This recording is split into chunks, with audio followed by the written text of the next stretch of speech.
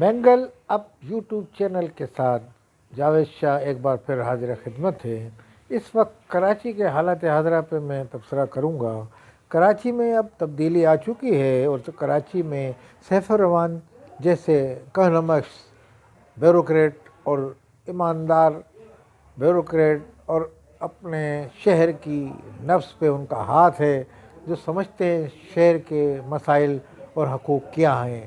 اس ضمن میں M Q M کی طرف سے جو نام دیے گئے تھے اس کے بعد سیف الرحمان کا نام سلیکٹ کر لیا گیا۔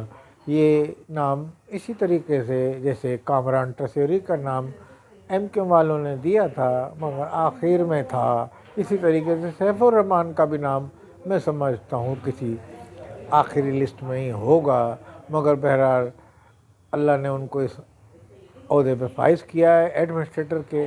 وہ کمشنر کراچی رہ چکے ہیں اور ڈپسی سینٹرل اور اس طرح کے عہدوں پہ فائز رہے ہیں، تو میں سمجھتا ہوں کہ وہ شہر کے حالات سے بخوبی آگاہ ہیں۔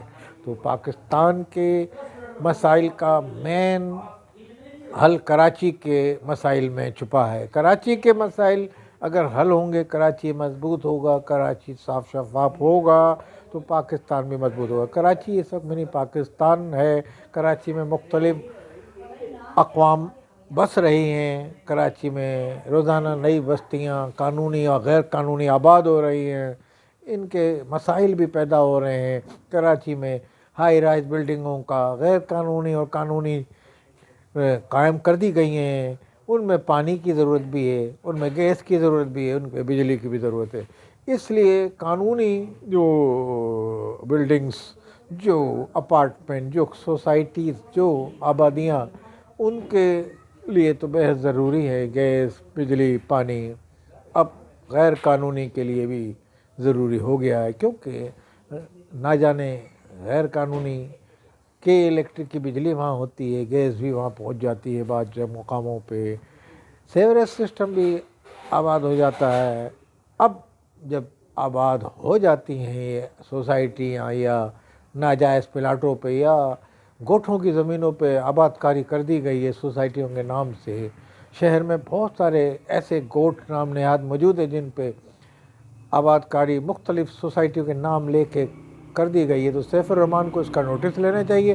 میں سمجھتا ہوں جو غیر قانونی آبادیاں ہیں، اگر ان کو فوراً تجاوزات کے ضمن میں ان کو ناجائز کو ختم کیا جائے تو میں سمجھتا ہوں کہ نہ پاکستان کے کراچی کے مسائل کسی حد تک حل ہو جائیں گے اور پانی اور بجلی کے مسئلہ گیس کا حل ہو جائے گا۔ ادروائز ان آبادیوں کو قانونی ہونے کی ان کو ضمانت دی جائے، کیونکہ لوگ اس میں اپنی بیواؤں نے پیسے لگائے ہوئے ہیں اور یہ آبادیاں قانونی طور پہ قائم نہیں ہیں، پھر بعد میں نسلا ٹاور جیسا مسئلہ ہوتا ہے ان کے ساتھ تو وہ سب لوگ بد دعائیں دیتے ہیں۔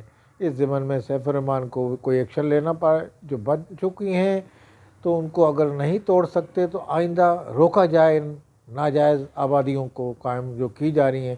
اور گوٹ کی جو زمین ہے اس پہ کافی سوسائٹی قائم ہو رہی ہے اور ناجائز زمین کو قانونی بنا کے پیش کیا جاتا ہے، اس ضمن میں تحقیقات کریں۔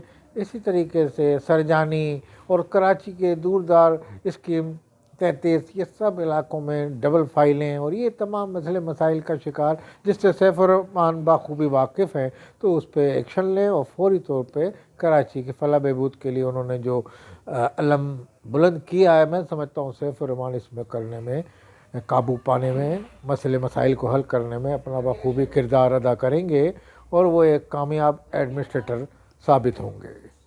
السلام علیکم ورحمۃ اللہ وبرکاتہ۔ سید جاوید عباس شاہ، ایڈیٹر ان چیف روزنامہ کیوک نیوز، تلخ و شیریں کے ساتھ۔